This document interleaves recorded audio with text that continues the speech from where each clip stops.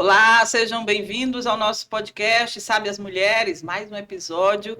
E olha, com muita alegria, como sempre, esse nosso encontro aqui é consagrado a Deus. Sim, é importante falar isso, porque essa ideia toda gira em torno dele. A gente sempre traz uma reflexão, uma palavra, não é, Deise? Verdade. E traz conhecimento, que a gente também acha que é importante, porque quem tem o conhecimento não acaba errando em muita coisa, né, Deise? Verdade, isso Então a aí gente considera uma top. sabedoria você buscar conhecimento, tá, minha gente? E Isso é por, até isso, bíblico, por né? isso que nós somos o quê, Jardilene? Sábias mulheres. E a própria palavra diz assim, que o meu povo perece por falta de conhecimento. Então, Exatamente. falta de conhecimento da palavra de Deus, mas falta de conhecimento de assuntos também aqui do nosso dia a dia, Sim, para verdade. vivermos melhor. com certeza. E olha, como melhora a qualidade de vida se você tem um conhecimento prévio, mas também nunca é tarde, né, de ter o conhecimento. Por isso que a gente convida você para assistir esse episódio até o final, porque hoje o tema é maravilhoso. Sabe por quê, gente? Porque quem quer envelhecer, lógico, a gente não quer morrer, a gente quer envelhecer, porque é uma coisa maravilhosa, envelhecer com saúde e qualidade de vida. Mas muita gente acha que o envelhecimento é um castigo, é um sofrimento. A gente sabe que muita gente está sofrendo com isso, mas você adquirir esse privilégio que Deus dá de você chegar a uma idade, né, avançada, com sabedoria, com a cabeça, uma saúde mental e a saúde física, sem precisar depender dos outros para tudo, é um privilégio maior ainda. E a gente quer falar sobre isso nesse Verdade. episódio. Então, você que está aí ligadinho, já sabe que o tema é muito bom. Manda para aquela pessoa que você conhece, que está precisando ouvir sobre isso, que convive com idosos, ou você mesmo assiste até o final para você saber como envelhecer com mais saúde, porque a nossa convidada hoje vai dar muitas dicas legais, né? Para a gente que é cinquentona, para quem é 60 a mais, para quem é 80 a mais, que hoje a vida, a longevidade, graças a Deus, hoje tem mais, né? A média de vida hoje do brasileiro aumentou, então é importante saber desse assunto. Nossa convidada é uma fisioterapeuta especializada em gerontologia. Bem-vinda ao nosso Sabe as Mulheres. Seja viu? bem-vinda. Ai, muito obrigada. Seja bem-vindo. Primeiramente, eu queria agradecer a Deus, já que é um momento que é por causa dele realmente que nós estamos aqui. E muito feliz pelo convite também de participar desse momento. E como a gente falou, unir a palavra de Deus com o conhecimento, eu acho que é muito interessante. E o que a Silvia falou sobre toda pessoa que já está na velhice, ou que quer envelhecer, ela quer envelhecer bem, ela quer envelhecer com independência. Então, esse é um fato de todo mundo. Eu me chamo Ana Maria, né, Rodrigues, sou fisioterapeuta especialista em gerontologia, participo do Conselho Municipal dos Direitos da Pessoa Idosa, sou empreendedora dentro da minha área, também participo de treinamento de fisioterapeutas. E é isso, estou muito feliz, muito obrigada por esse convite tão pertinente para falar de um tema tão relevante, né? Já que o Brasil hoje é um país, já é o 6º país com o maior número de pessoas idosas do mundo. Tem que pensar nisso, né? É. Como é que vocês se sentem 50 a mais e chegando nessa idade, por exemplo, porque a gente sabe que 50 a mais, na época dos nossos avós, nossos pais, já era uma época considerada idoso, né? Uma pessoa com 50 anos. Hoje não, a gente se sente jovem. Tem né? reportagens que uma pessoa com 40 anos já era chamada de uma pessoa Pois é, velha, minha gente. né? Graças a Deus Antigamente. que mudou isso. Mudou, né? graças a Deus. Bom, eu como estou 60 a mais, tem dias que eu me pego lavando uma louça e falando, não, erraram. Alguém errou a data do meu nascimento. Não foi bem assim. Aham. Porque eu tenho um vigor muito grande. Eu tenho vigor, eu sinto isso. Então, eu não me sinto uma pessoa com 60 anos. Mas que bom, né, Deise? Que Tem você um chegou aos 60 fazendo pilates, fazendo musculação, ela tem uma mente muito boa, estuda a palavra de Deus, que também isso é algo que ajuda muito, né? E eu admiro você pela sua disposição. Obrigada. Eu estou acordando para isso mais agora, mas eu não era assim. Eu sempre. Nunca é tarde, não é isso, Ana? E a gente quer aprender mais sobre isso. Essa aqui também faz, como é o nome? CrossFit. Elas estão se ligando que é preciso realmente se movimentar e buscar saúde, né? Para envelhecer com saúde. Antes disso, não se esqueça, assina o canal, ativa o sininho. deixa seu like e compartilha com as amigas. O assunto hoje é bom. Bom, E Silvia perguntou ali, eu digo, eu também olho assim no espelho, eu digo, eu nem acho que eu fiz 50 ainda. Me acho uma adolescente, mas assim, como ela diz, na disposição. E que bom, com a maturidade, né, dos 50 mais, mas assim, com muita disposição ainda para trabalhar, resolver as coisas, viajar, passear. Então, assim, dou graças a Deus por isso. E, né, a atividade física ajuda muito. com certeza. Isso é um ponto interessante, que as pessoas idosas que eu atendo, que eu acompanho, tipo 80 mais, e que eu vou alertar sobre esses comportamentos de risco. A senhora não deve subir numa escada para pegar, trocar uma lâmpada, por exemplo, porque tem pessoas idosas que se arriscam nesse sentido. E aí eu disse, isso existe um risco para a senhora cair e tal. Ela disse, mas meu filho, o que é que eu faço? O meu corpo é 80 anos, mas minha mente está nos 20 anos. O que eu posso? E é justamente isso que acontece, né? Quando a gente tem vigor e tem energia, né? A gente pode fazer tudo que quer. Bom, antes de começar esse bate-papo mais aprofundado, eu vou pedir para Jardilene trazer aí uma oração para a gente, pode ser? Pode sim. Vamos agradecer a Deus, né, por mais esta oportunidade. Senhor Deus e Pai, sempre, Senhor, gostamos de começar com agradecimento, Pai. Agradecimento pela vida, pelas oportunidades que Tu nos apresentas, Senhor. E muito obrigada por este programa, por esta oportunidade de levar conhecimento às pessoas, de compartilhar mais do Teu conhecimento também, Senhor, da Tua palavra, e que tudo que aconteça aqui, Pai, seja uma bênção para nós e para os ouvintes. Em nome de Jesus, nós te agradecemos por tudo. Amém. Amém. Olha, ela estava falando agora da questão do medo que muitos idosos têm em relação à queda. Eu queria começar até falando sobre isso, porque é uma coisa muito frequente. Eu peguei um dado aqui do Instituto Nacional de Traumatologia e Ortopedia, indica que 40% dos idosos com 80 anos ou mais sofrem quedas anualmente. Isso em asilos e casas de repouso, o índice de quedas pode atingir 50% ao ano. É uma preocupação, lógico, porque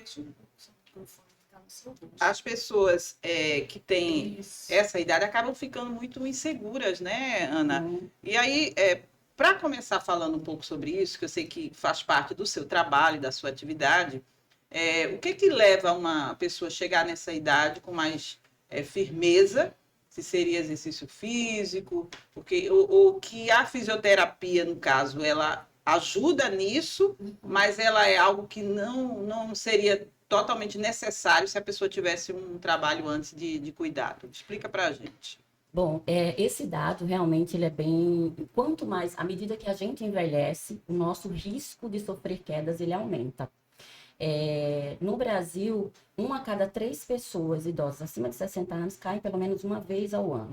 Trouxe esse dado dos 80 a mais. Então, à medida que você avança a idade, as chances de você cair, ela aumenta muito. Isso está relacionado também com as mudanças que acontecem no nosso corpo quando a gente envelhece, né? Porque o processo de envelhecimento, que é natural, é fisiológico, que a gente chama, ele traz modificações no nosso corpo, na nossa visão, nos nossos músculos, no nosso equilíbrio, que favorece esse aumento esse aumento nas chances de sofrer quedas. E queda é um processo, um evento muito falado hoje em dia, que deve se falar bastante, porque ele traz impactos muito pesados para o sistema de saúde, né, seja público ou privado, e principalmente para as famílias, porque nas famílias, essa pessoa idosa que sofreu uma queda e de repente fraturou um fêmur, ela vai precisar de mais assistência, vai ser muito mais caro, vai impactar, ela vai precisar de cuidados, e uma pessoa idosa que às vezes estava com 80 anos e era robusta, como a gente sabe. Uma pessoa idosa robusta é aquela pessoa idosa independente, que faz todas as suas atividades sem precisar da assistência de ninguém, mas sofre uma queda, fratura o fêmur, e daí ela, de uma pessoa idosa robusta, ela passa a ser uma pessoa idosa dependente. E isso causa uma mudança grande na vida dessa pessoa idosa, quanto na vida dos familiares, com relação ao cuidado, com relação a custos financeiros e por aí vai. E sobrecarga de quem cuida, porque o cuidador verdade. sofre emocionalmente, sobrecarga. Verdade.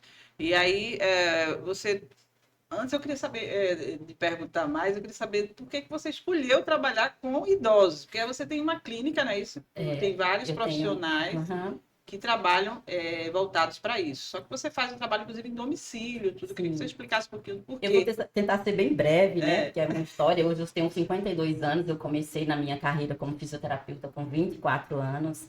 E eu sempre tive uma afinidade com as pessoas idosas desde criança, na verdade. Eu não convivi muito com meus avós, mas tinha vizinhos. Inclusive, eu fiz uma palestra recentemente no meu conselho, né, sobre fisioterapia em gerontologia, sobre empreendedorismo, e eu trouxe a história de uma senhora que me levava para visitar pessoas idosas doentes. O nome dela era Teté.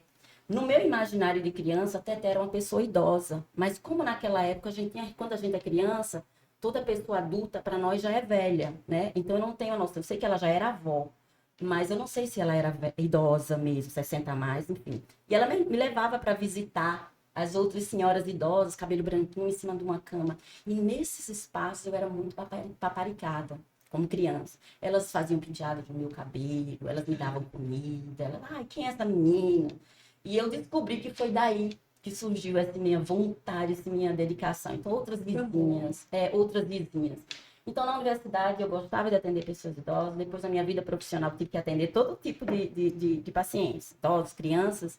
Mas a minha afinidade sempre foi, eu gostava de conversar com eles, de escutar. Então, em 2020, após a pandemia, eu decidi trabalhar exclusivamente com pessoas idosas. Comecei a estudar mais, a especialização, veio o mestrado, abri a minha empresa. Minha empresa é de fisioterapia especializada no domicílio para pessoas 60 a mais. Hoje eu gerencio a empresa, eu também atendo os pacientes que eu não consigo deixar, porque eu amo estar atendendo esses pacientes. E tenho 4 fisioterapeutas na equipe que me ajudam a oferecer esse serviço. que bom. Você Coisa também é boa. uma empreendedora. Sou empreendedora Na sua também. área, que é uma área tão bonita, né? E a Uhum. gente vê a necessidade de muitas pessoas de buscarem esse tipo de trabalho, porque muitas pessoas não tiveram esse esclarecimento que a gente tem hoje de ver quanto é importante se cuidar, mesmo antes, né? E aí Isso. acabam dependendo, às vezes, de um trabalho de fisioterapia, porque a situação, o movimento, aquelas limitações vão surgindo com a idade, porque não fortaleceu, né? Isso. Então eu queria que você falasse um pouquinho de quais são os principais problemas que você observa para o idoso, aquela pessoa que não tem esse cuidado desde mais jovem, e quais são as limitações que você costuma observar? Existem condições que elas chegam de acordo com a sua história de vida, o cuidado que você teve com a saúde, mas também tem aquelas que acontecem de forma não inesperada. A gente sabe que durante o processo de envelhecimento, a gente já tem perdas musculares, mudanças na parte cardíaca, mudanças com relação à nossa capacidade de aprender. Eu sempre falo, toda pessoa idosa, até 80 anos ou mais, ela não perde capacidade de aprender. Isso é neurociência. Ela tem qualquer pessoa idosa, ela pode aprender o que ela quiser. Esse processo de aprendizado, ele é mais lento, né? Então, precisa-se que tenha mais paciência.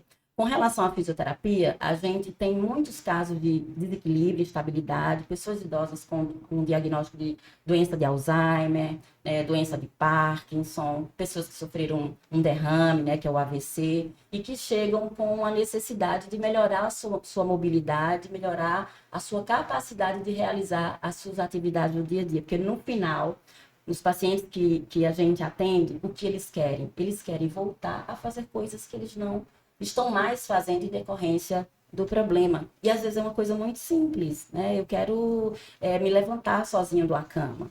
Eu quero pentear o meu cabelo. Ou uma coisa muito mais avançada que deixou de participar. Eu quero voltar a participar das coisas da igreja. Não deixei de ir para a igreja porque eu não me sinto mais seguro em sair de casa sozinho. Então, a fisioterapia ela tem esse papel importante de trabalhar com o movimento, mas também com a segurança, né? Quando a gente também observa o ambiente, como é que está a casa desse paciente, se é um ambiente de risco, que pode causar mais quedas e acontecer mais problemas. Então, a fisioterapia trabalha com o protagonista, é o movimento. Né? O movimento para ganhar força, para ganhar equilíbrio, para conseguir realizar atividades simples do dia a dia e as avançadas do dia a dia. Então, é isso que a fisioterapia traz. E traz Quando a gente traz movimento, a gente traz independência, a gente traz mais alegria, a gente traz dignidade, a gente traz mais qualidade de vida e essa pessoa vai ficar muito mais feliz. É. E eu não sei, a gente entrevistou há pouco um personal que ele falou muito dessa questão de que às vezes pessoas, ele deu exemplo de pessoas com dores crônicas, mas eu vejo também que os idosos, eles criam um ciclo, porque eles começam a ter as limitações, aí vem aquelas frustrações e mexem com a saúde mental, porque a pessoa não consegue mais fazer o que fazia antes, então aqui vai dando tipo uma depressão, uma tristeza, a pessoa vai se isolando, deixa de fazer atividade e aquilo vai criando um ciclo. Você observa isso também, que a saúde mental é algo assim que se deve cuidar muito, porque isso mexe também com o corpo. Não tem como separar, né? A definição de saúde pela Organização Mundial de Saúde é que saúde é um bem-estar biológico, físico e mental. Se a gente está fisicamente, está bem, está conseguindo, mas se a gente não está com a saúde mental em dia, isso repercute no nosso corpo, repercute a gente se isolar, vem a presença da depressão e a gente vai piorando e decaindo, declinando na saúde. Então, saúde não é só a parte física, né? A saúde psicológica, mental e social. A gente também tem um ambiente que propicie a gente ter acesso à saúde, a gente se alimentar bem, ter condições de se alimentar bem. Então, saúde é tudo isso. Então, a saúde mental, ela não está separada da saúde física. Muitas pessoas idosas que eu vou atender em casa, que já sofreram uma queda sem consequência, não houve uma fratura, mas daí ficou o trauma da queda, o medo de cair. E esse medo de cair, às vezes, ele limita, ele faz com que ela se isole e não saia mais de casa pelo medo de sair. Então, aí precisa de um aporte da saúde mental. Às vezes, a gente precisa de um psicólogo junto, olha, porque meu trabalho sozinho, ele não vai funcionar. Então, eu trabalho o movimento, mas precisa de algo mais especializado para melhorar a segurança, tirar esse medo, né? Essa preocupação, na verdade, de cair, que aí a pessoa idosa não pode avançar em decorrência disso. Então, não tem como separar saúde mental da saúde física. E qual é o papel da gente como família, como cuidador? Porque a gente às vezes não tem paciência, a gente acha que a pessoa está fazendo corpo mole, que a pessoa está. Porque a gente quer que a pessoa saia, que a pessoa faça exercício, mas a pessoa às vezes não quer, como ela pode chegar a esse. Eu tenho um exemplo na minha casa, que é minha mãe, 84 anos, ela não quer mais sair, nem para a igreja ela vai, porque aí eu fico dizendo, poxa, mãe, tem que sair, tem que se divertir, tem que. Ela não quer. E talvez seja reflexos dessa insegurança que ela já adquiriu, né? Qual é o papel da gente como família? Porque às vezes nem todo mundo tem paciência, né? Mas o papel da família é incentivar. É assim como muitos me pedem ajuda, Ana, eu não sei o que faço. Ela só faz os exercícios com você. Quando você vai embora, ela faz corpo mole. Né? Então, é muito comum isso. Ela não quer fazer. Ela faz você não é fisioterapeuta.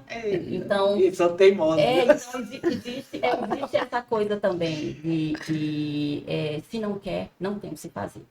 Porque a gente também tem que rastrear se não existe um problema aí da depressão. Porque a depressão é algo muito comum na velhice. Porque muitos se isolam e está muito relacionado, às vezes, com o estilo de vida que teve, já aquela pessoa mais antissocial mesmo, já uma pessoa que não gostava muito de estar em contato, ou se gostava, mas perde alguns papéis, né? Os filhos casaram, foram embora, né? Cada um tem a sua vida, então vive mais sozinha, se sente mais solitária, se aposentou, não tem atividades, que é um dos problemas grandes de quem não quer fazer nada, porque não tem motivação e não tem propósito, né? A gente fala muito hoje no envelhecimento, uma das coisas muito importantes para que a gente também envelheça bem é a gente ter propósito, né? Qual é o nosso propósito? Qual é o seu propósito com 80 anos? O que é que você sugere, então, assim? Por exemplo, fazer um podcast, como a gente faz, é uma coisa estimulante, né? Claro, isso aqui é um propósito, né? Um propósito de levar a palavra de Deus, é um propósito de levar conhecimento para as pessoas, isso move a gente. Eu tenho o meu propósito e é interessante que cada um tenta encontrar o seu. Então, dentro das famílias, junto com os pacientes, tentar encontrar o que é que motiva, o que é que ele gosta. Isso é um papel muito da psicologia, tá? Eu tô entrando um pouquinho lá. Não, mas eu tô perguntando porque você, como tem um trabalho conjunto isso, você entende disso. Essa conversa, o que é que ele gosta de fazer, o que é que ele gostaria de fazer. E às vezes a comunicação, às vezes as famílias também não têm tempo. Você já é casado, você tem filhos, você tem seu profissional. E aí tem toda uma sobrecarga aí, a paciência É. que falta muitas vezes, né? Então, E aí eles acabam se isolando mais ainda, né? exatamente. Mas a dica que eu acho é procurar o que é que motiva, o que é que alegra, o que é que você gostaria de fazer, o que é que você gosta de fazer. E tentar, com jeitinho, conversar nesse sentido, né? Ela não faz nenhuma atividade física? Começou o Pilates há pouco tempo, Pronto. mas já está não querendo ir e tal, porque acha que não está com força. Mas só tem Mas que é para ganhar força. É, justamente, tem que tentar, mesmo que vá sem vontade. Como eu vou fazer minha musculação, às vezes eu não estou com vontade, mas vou, porque eu sei que é importante. Mas já foi, assim, uma vitória lá em Pilates, Ah, entendeu? então pronto. Tentar motivá-la aí para ela não desistir. E eu quero saber assim, você como estudiosa dessa área, você acha que é uma questão cultural do nosso país? Porque a gente vê assim, as pessoas quando vão chegando 50 mais, 60 mais, elas já estão falando assim, eu tô doida para me aposentar. E você não tá perto não de se aposentar? Já pergunta também se você não quer, porque eles já estão querendo mesmo assim, diminuir, parar. Então, eu vejo que muito assim no nosso país, as pessoas têm essa cultura que quando vai ficar mais velha, então não quer mais trabalhar, não quer mais, entendeu? Então, eu queria a sua experiência sobre essa questão e o que isso interfere, influencia na qualidade de vida dessas pessoas que estão envelhecendo. Eu acredito, eu vou botar como eu acredito que seja realmente cultural. A brasileira, a gente quer se aposentar e quer viver a vida. E às vezes está relacionado também em fazer aquilo que não se gosta, apenas por uma obrigação financeira, porque precisa sustentar a família. Então, muitas mulheres chegam também, após a aposentadoria, se identificam e se encontram, assim, agora eu vou fazer aquilo que aquece meu coração, né? Agora eu vou trabalhar naquilo que eu quero.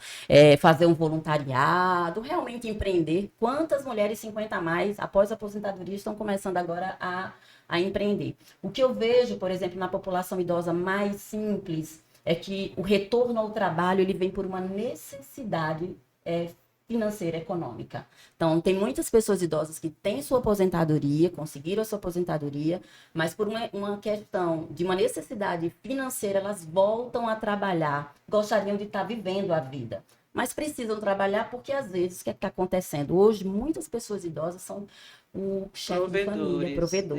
Então, auxilia o filho, banca o neto, né, sustenta uma casa, e eles veem essa necessidade de continuar o trabalho fazendo qualquer coisa para ter uma renda extra. Então, existe aqueles que gostariam de estar usufruindo da vida após a aposentadoria, mas às vezes a realidade é outra para as pessoas idosas mais pobres. Precisa trabalhar para sustentar um familiar, ou precisa trabalhar para sustentar a si mesmo, porque aquele dinheiro não supre as necessidades básicas, né? Medicamento é muito caro, tem alguns que o SUS oferece, mas tem outros medicamentos que não são oferecidos e que precisa desse extra, né? Para poder suprir essas necessidades. Então, eu acho que é bem por aí, sabe, Jardilene? Eu acho que vai muito de caso a caso, né? Também. Porque às vezes você está fazendo um trabalho que você sente prazer de fazer no dia a dia. Então você nem pensa, às vezes, em se aposentar, porque aquele trabalho lhe dá prazer. Mas quando você faz um trabalho para sustento, que você vê que ali não está mais lhe dando prazer, e se você tem o privilégio de poder se aposentar, é uma maravilha. É a chance de poder escolher o que você quer fazer. E, atualmente, a gente sabe que a gente tem uma sobrecarga muito grande no nosso sistema previdenciário, né? Tentam mudar aí o tempo inteiro, porque tem muita gente idosa, tem muita gente se aposentando. Hoje as pessoas estão tendo poucos filhos, e se você conversar com essa geração aí atual, eles falam que não querem ter filhos. Como é que esse sistema previdenciário vai se sustentar se não tem gente para trabalhar? Então, a proposta é que as pessoas trabalhem por mais tempo, sabe? Isso é algo que está se falando, que as pessoas trabalhem por mais tempo para poder segurar aí e garantir a aposentadoria dos que virão. E isso é algo que se fala, não é no Brasil, é no mundo todo, principalmente na Europa, onde os países europeus e lá envelheceram, depois que enriqueceram, nós estamos envelhecendo ainda um país com grandes desigualdades sociais. Eu presto um serviço hoje para pessoas idosas que têm condições financeiras de receber um geriatra na casa dela, de contratar pelos meus serviços, mas a gente tem que pensar na maioria da população brasileira. Hoje nós somos, exatamente, hoje o Brasil tem 24 milhões de pessoas com 60 anos ou mais. É muito, uma projeção em 2050, eu serei uma senhora de 72 anos, e o nosso país em 2050 vai ter 64, vai triplicar, 64 milhões de pessoas 60 a mais. Então, imagina o que é que nós temos, os grandes desafios do cuidado, da previdência, da economia, do sistema de saúde. É um desafio muito grande. Então, a gente precisa também pensar nesses aspectos, sabe? Mas a visão, desculpe, Deise, só completando, a visão de governo deveria ser investir na qualidade de vida das pessoas para não gerar idosos que dependam do sistema público, tá entendendo? Sim, Dar mais autonomia. Ele talvez não tenha essa visão, É, né? e trazendo um dado aqui, que eu busquei, a Paraíba é o terceiro estado com o maior número de pessoas idosas. A gente, é Porque aqui é incrível o lugar isso. dos aposentados, vem tudo para cá. Ó, a cada João Pessoa, e tem muita gente se aposentando e vindo para João Vindo. Pessoa, que eu acredito que isso, quando fizer o próximo censo, Eita, vai ser vai ter bem uma maior. mudança. Vai É. aumentar, A com gente certeza. tem, olha só, em João Pessoa, a gente tem 76,6 pessoas idosas para cada 100 crianças. Nossa. Imagine como está esse quantitativo. Isso vai muito, crescendo. desequilibra né? muito. E é um caminho sem volta. Por exemplo, eu tenho 52 anos, eu não tive filhos. Então, já não estou contribuindo aí também, né?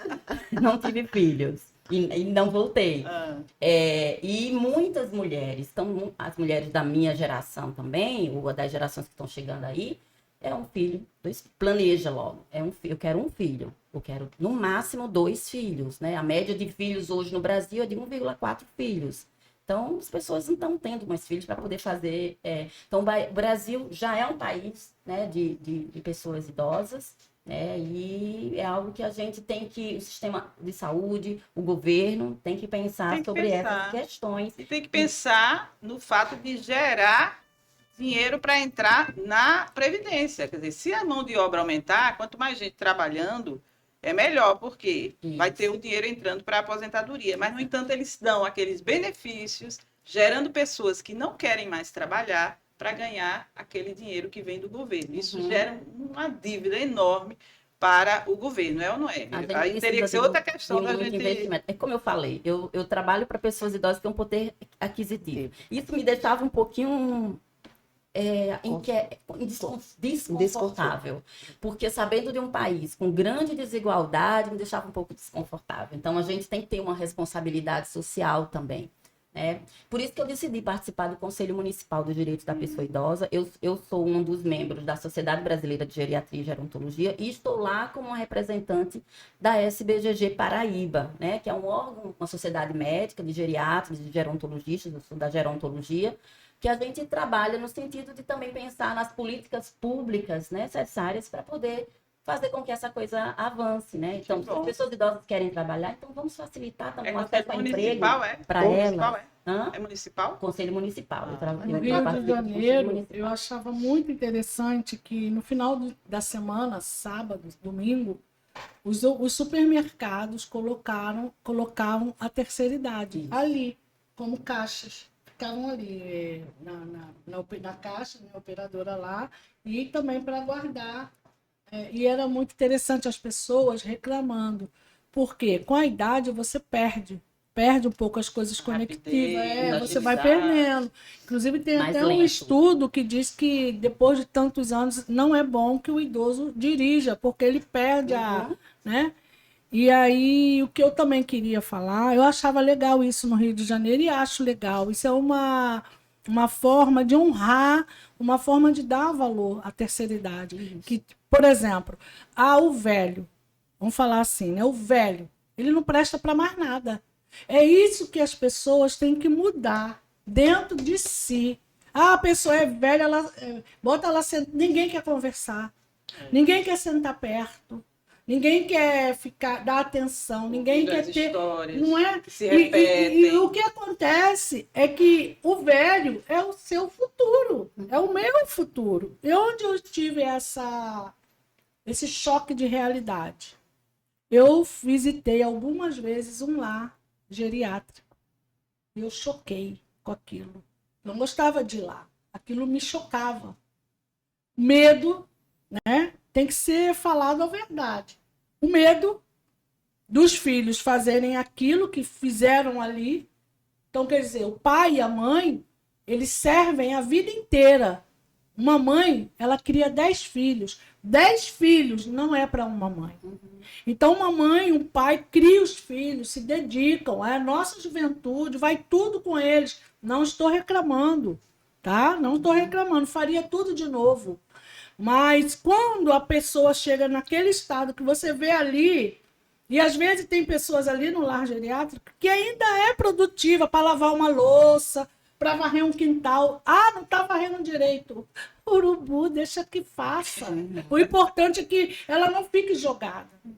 Então, quando eu vejo a Silvia, quando eu vejo a Jardilene cuidando dos pais, com esse carinho, com esse zelo, não é? Eu acho lindo, porque isso é uma coisa de Deus. Deus, né, é cuidar daqueles que cuidaram da gente. Eu não estou perdendo meu tempo, eu estou ganhando. Não é? Porque amanhã, porque na Bíblia existe a lei da semeadura. Você vai colher exatamente aquilo que você está plantando. Sim. Então, eu tenho uma amiga que mora em Mato Grosso do Sul, ela foi tudo para a mãe dela. Eu falei para ela, se os seus 3 filhos forem um pouquinho, meio do que você foi para sua mãe, você vai ter um final de vida maravilhoso. Meus filhos sempre brincam comigo. Trata a gente bem, hein? Que daí vai ser o resultado da sua casa de repouso. Mas a casa de repouso, eu choquei com a frieza, com a falta de amor e de comprometimento dos filhos para com os pais. Aí eles pegam os pais fim de semana, leva para almoçar, para passar, sabe? Aí depois bota ali. Pelo amor de Deus, eu falo para os também filhos. Tem casas e casas. Eu vou falar agora para os filhos. Não façam isso com seus pais, deem valor. Porque eles aceleram o processo de morte. Porque a pessoa ela vai morrer por abandono, por falta de amor. Não, ali não é ruim, ali é bom. Não, ali é ruim. O bom é estar no meio daqueles que a gente ama. O bom é a sua mãe fazer a unha, gastar dinheiro, a casa como boneca, ter essa paciência. A verdade é que, como você falou, que o Brasil tem muitos idosos, mas ninguém quer idoso. Idoso é um trapo, né? Isso. A minha mãe sempre falava assim, para um pezinho doente tem sempre um chinelinho velho. E é verdade, né? A gente precisa amar. Quando eu sou capelã, e eu vejo isso nos leitos, os velhos, sabe, ali, que poderia ter sido evitado muita coisa, muita doença poderia ter sido evitada por bons tratos. Muitas são evitáveis. Então, isso me choca muito, sabe? E assim, me choca e me confronta. Então, você perguntou, o que você quer, né? Qual é o seu envelhecimento? Eu não quero depender. Eu vou depender, mas eu não quero. Então, eu faço tudo para que lá na frente, os meus 90, os meus 80, eu ainda tenho força para fazer as minhas coisas. Mas isso não depende da minha filha e do meu filho querer. Quem tem que querer sou eu. Então, a gente tem que ter essa consciência, né? De envelhecer assim. Ah, você é metida novinha, graças a Deus. Graças a Deus. Mas eu tenho consciência de aonde eu quero chegar. E como eu quero chegar. E se amanhã meus filhos me jogarem lá, tudo bem. Não vou julgá-los. Mas eu falo para os filhos, não façam isso. Com os seus pais que estão ali, você acha que eles são um peso. Eles não são um peso. Eles dedicaram a vida deles para que você seja o que você é hoje. Não é? Importante. Exato, Fala aí. Deise. Existem grandes desafios também, ainda mais nos dias de hoje. Existe um movimento a nível mundial chamado Age in Place. Né? Uma frase em inglês aí, mas o lugar do envelhecimento. Onde a estimulação é de que toda pessoa idosa consiga ficar na sua casa o maior tempo possível que ela pode.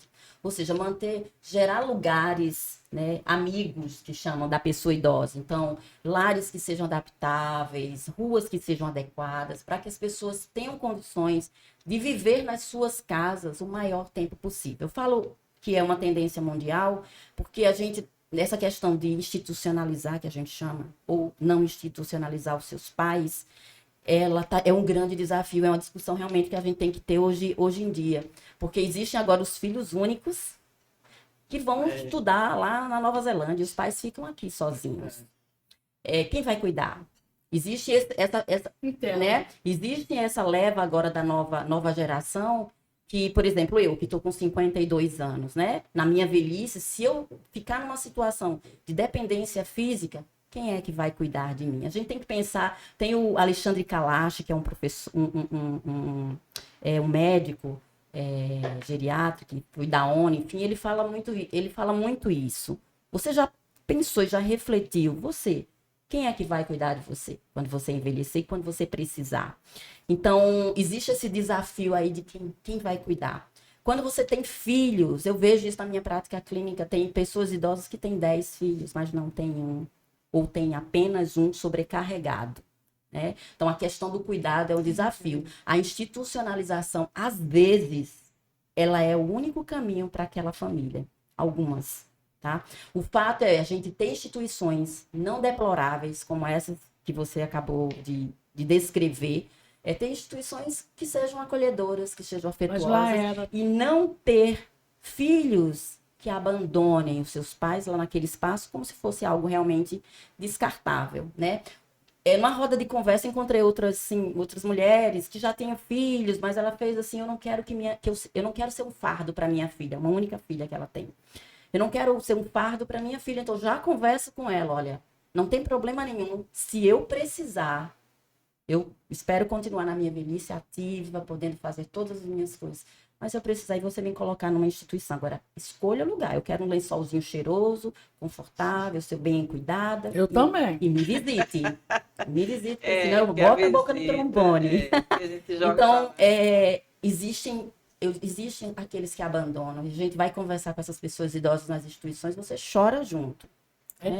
Chora junto. Tremendo. Às vezes, são pessoas idosas que têm um poder aquisitivo muito baixo, mas você também encontra pessoas que têm condições financeiras que poderiam estar nas suas próprias casas, com cuidadoras, ou poderia estar numa instituição privada melhor, enfim, a gente encontra de tudo. Como também em sabe? Casa, às vezes os idosos sofrem maus tratos também. Eu já recebi. Sim, claro. Eu já recebi um telefonema, meu telefone está lá no Google, né? Mas eu não sou contra as instituições, não, sim, tá? sim. E eu acho que para eles ali Deve até ser o último é um caso, refúgio maravilhoso. Sim, o último caso. Né? Ali, Porque às vezes, Só que você deu o recado para o não abandono. O não abandono é triste, adoecedor. Morre mais cedo, sim, quando se sente abandonado, quando se sente, né, desprezado por alguém que tanto deu amor, que cuidou. E também tem o outro lado, tem a questão do afeto, né? É bíblico que a gente deve cuidar dos nossos pais.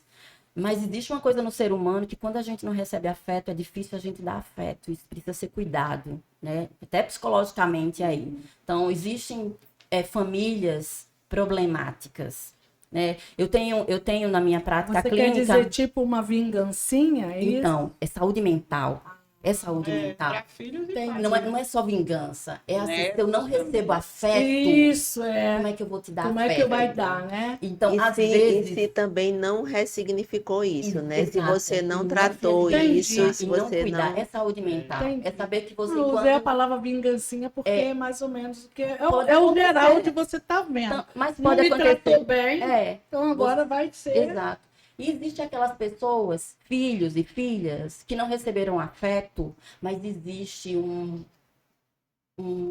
autoconhecimento muito melhor, tem uma divindade muito maior dentro de si, uma espiritualidade muito mais avançada, que eu não recebi afeto da minha mãe e do meu pai, mas eu vou dar o que ele não me der, eu vou dar amor, eu vou cuidar, eu vou... Coisa linda. Eu vejo também isso, sabe? E É o que papel tenta... de Deus na nossa Exatamente, vida, né? exatamente. Não é? Então a gente vê de tudo. E esse de tudo está muito relacionado a quem é essa pessoa, né? Como é que ela se desenvolveu espiritualmente, enfim.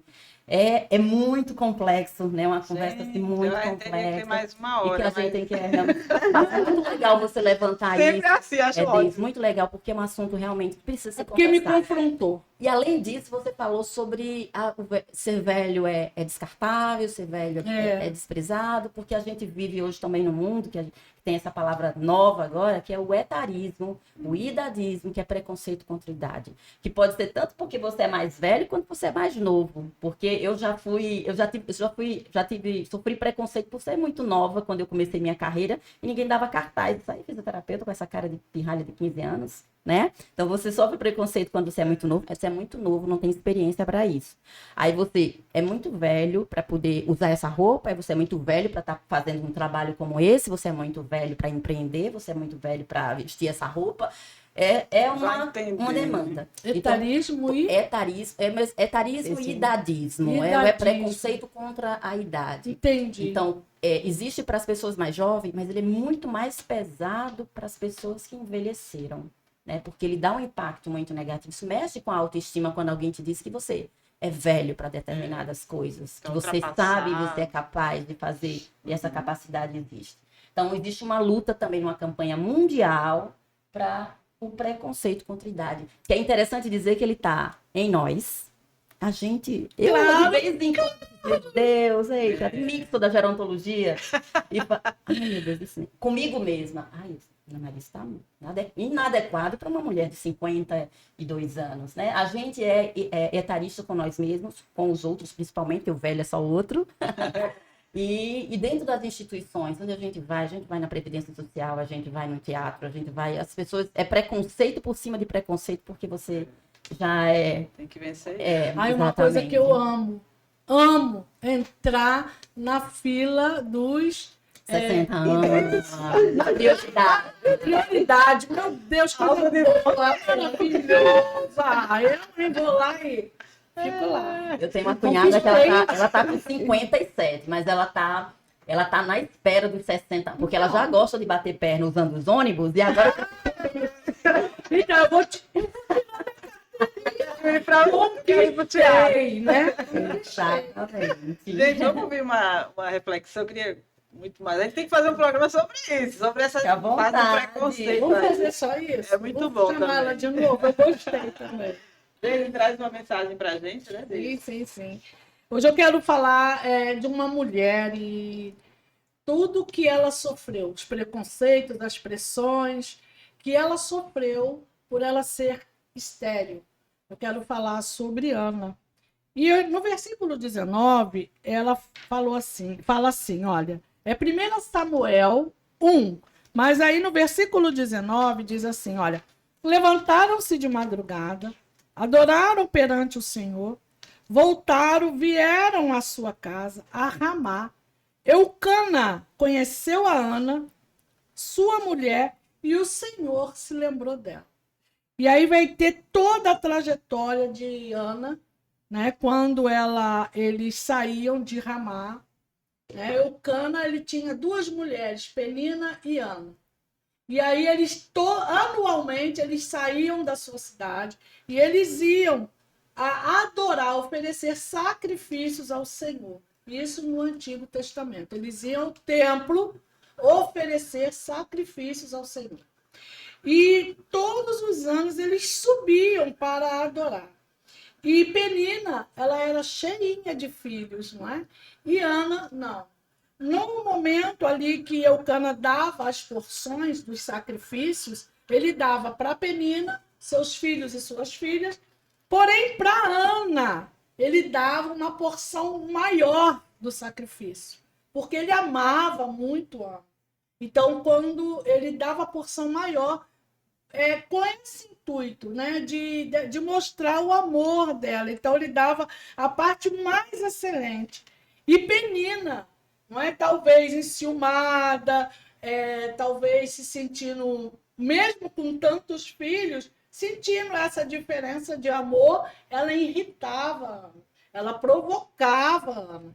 E Ana aturava aquilo ali, de ano em ano, ela aturando aquilo. Até um tempo, nesse tempo, após eles ofereceram o sacrifício, ela chora ali. E Eucana fala: Ana, o que você chora? Não sou eu para você mais do que 10 filhos. Ele quis dizer, né? Que ele amava muito. Então, e ela não se contentava com aquilo ali. Ela queria um filho. E aí ela foi aos pés do Senhor orar. E quando ela estava ali atribulada, triste de espírito, né? Ela balbuciava com a boca. E o profeta Eli, de longe, observava e teve ela por embriagada. E ele falou: você não tem temor de vir aqui embriagada, oferecer, orar? E ela falou: não, Senhor, eu não sou uma mulher embriagada. Eu sou uma mulher atribulada de espírito. Ela era atribulada porque ela queria um filho. E naquele mesmo ano ali, ela volta a Deus e pede ao Senhor um filho. E aqui, no 19, você vê que ele conheceu ela, no caso, né? E o Senhor se lembrou dela. E sucedeu que, passado algum tempo, Ana concebeu e teve um filho, e chamou o seu nome de Samuel, porque dizia ela: tenho pedido ao Senhor. Que coisa linda, né? O Senhor se lembrou dela. E Deus, a gente entende que Deus revela toda a sua misericórdia para uma mulher em aflição e lhe concede o desejo, né, do seu coração, o desejo que estava dentro do íntimo dela.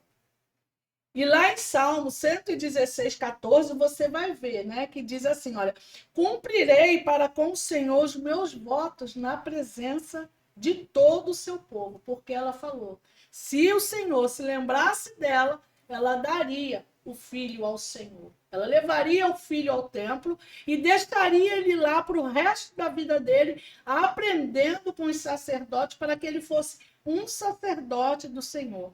E no Salmo 113, 9 diz assim: dá um lar a estéril e faz dela uma feliz mãe de filhos. Que coisa linda, coisa maravilhosa. E nós vamos ver aqui que a atitude de Ana nos mostra como é importante cumprir cada palavra dada, principalmente diante de Deus. Porque muitas vezes nós estamos em aflição, estamos em tribulação, passando um processo. Ai, Senhor, se tu fizer isso, eu vou fazer aquilo. Se tu fizer isso, eu vou fazer aquilo. Aí o Senhor vai lá e opera maravilha, opera milagres, opera, como fez com o rei, né? O rei pediu: Senhor, me dá mais uns anos. Ele deu 15 anos e ele morreu ainda não fazendo aquilo que ele prometeu a Deus. Então, a gente esquece. E não cumpre aquilo que nós prometemos cumprir a Deus. E o mais interessante também nessa passagem é que você vai entender que muitas vezes nós somos mal compreendidos pelas pessoas que nos rodeiam, né? Nem sempre aquelas pessoas que nos rodeiam têm empatia, né, com as nossas dores. Ana sofreu com um profeta, né, um sacerdote ali, porque ele a teve por embriagada. E ela sofreu também com o esposo dela, que não teve empatia pela dor dela. Não sou eu melhor do que 10 filhos? Então, muitas vezes, nós também não somos compreendidos por aqueles que nos rodeiam. Às vezes, a gente espera muito dos outros e coloca essa esperança, essa expectativa no homem que é falho, que é pecador, que é caído, e espera e se decepciona e fica sem entender. Ai, Deus, não. A nossa esperança, a nossa expectativa, tudo da nossa vida nós colocamos diante do Deus vivo, todo-poderoso. É Ele que pode fazer o impossível na minha vida, na sua vida. É Ele que vai mudar o tempo, muda as horas, Ele muda a trajetória, Ele faz uma história nova. É Ele que dá a última palavra na nossa vida. Muitas vezes você chega lá, o diagnóstico do médico é terrível. Meu Deus, e agora? Vou morrer. Se você tem a sua esperança, a sua expectativa no Cristo vivo, você não vai morrer. E se morrer? Foi porque ele permitiu. Porque tudo acontece com a permissão de Deus.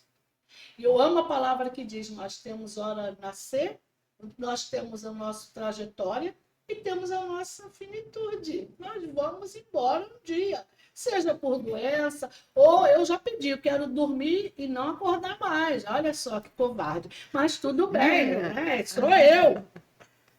Né? Então, ela colocou, Ana coloca a expectativa dela aos pés do Senhor. Ela coloca ali diante de Deus o sofrimento dela. E a graça de Deus foi derramada sobre a vida dela. E a graça de Deus também derramada sobre as nossas vidas faz com que também nós venhamos a pensar em sermos mais cumpridores da palavra que a gente dá diante de Deus. Se tu prometeu, você tem que cumprir. Isso com o Senhor é primordial. Você imagina com as pessoas que convivem com você. Então nós temos que ser únicos, diretos, cumpridores daquilo que a gente promete a Deus.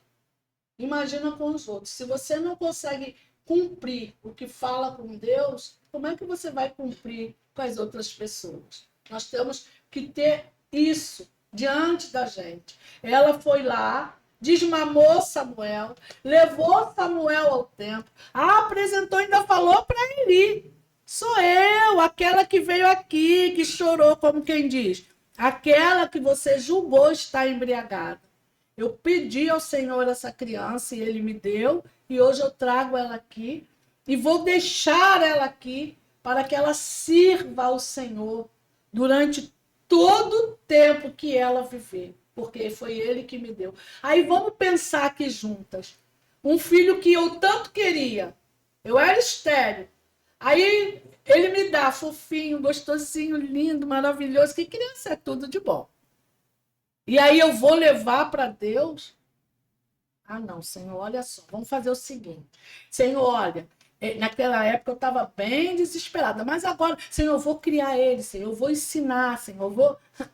Não, ela não fez isso. Ela foi cumpridora da palavra que ela deu ao Senhor.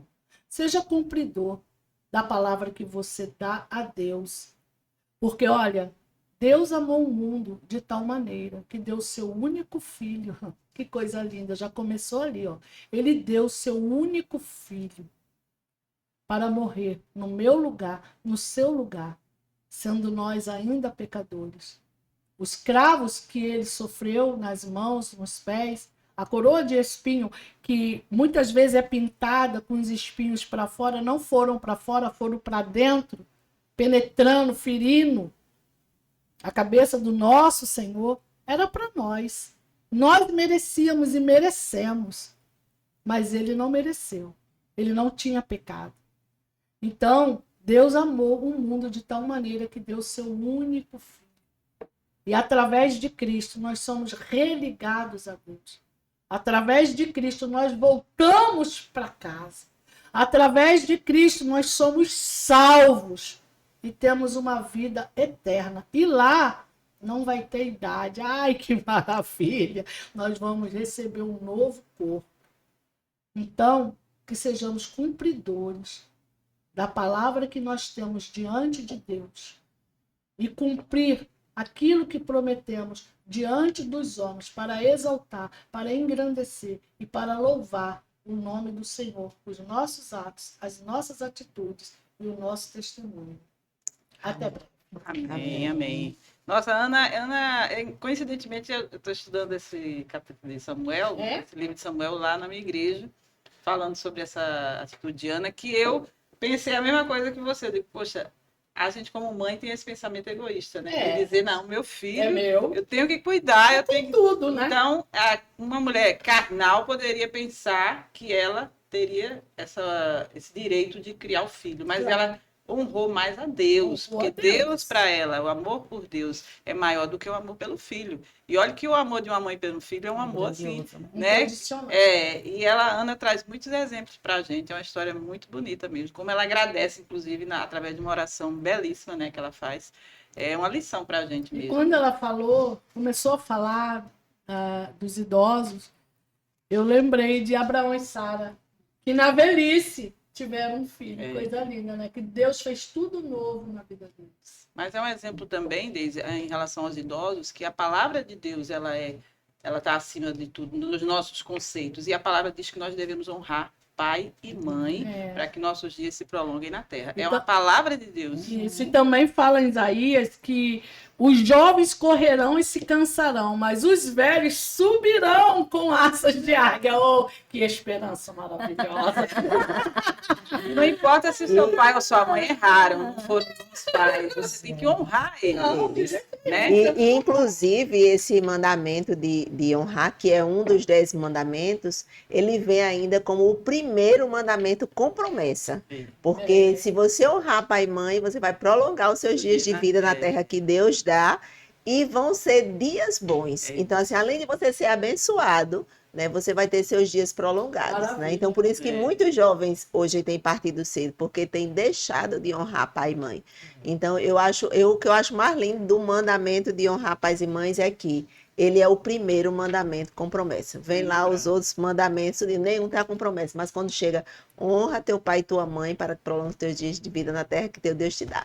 Então, assim, a palavra de Deus é maravilhosa. E a gente vê os filhos que realmente honram os pais, eles são os filhos mais prósperos, são filhos mais felizes. Porque às vezes as pessoas veem prosperidade só como uma prosperidade financeira. Mas a prosperidade, ela não é só financeira, Não, né? É uma de maneira prosperidade de nenhuma. alma, de contentamento, de vida, felicidade, de pessoas que estão bem consigo mesmo. E como Deus usa os idosos na Bíblia para fazerem coisas extraordinárias, né? Porque a gente acha que os idosos já não têm capacidade, mas vê os exemplos que a gente tem na Quantos Bíblia exemplos? de pessoas Ensinamento, idosas sabedoria. ensinaram, Uhum. que reproduziram, foram mães idosas, né? Então, É, é bonito isso, a visão de Deus sobre nós, a gente precisa aprender isso com ele, né? Que a gente E- tem realmente que Uhum. fazer a nossa vida um gente, propósito. eu não poderia deixar de deixar essa frase aqui, que meu pai vai fazer 90 anos Ai, para o que mês.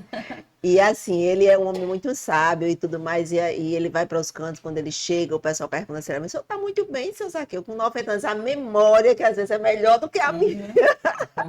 E aí ele diz assim, ficar velho é muito bom, mas ser velho já não é. E creio que é por conta disso, das limitações, né? Ele sempre foi um velho muito à frente. Você falando ali, 60 anos subindo na escada, ele com 80 anos, ele subiu numa escada em cima da casa.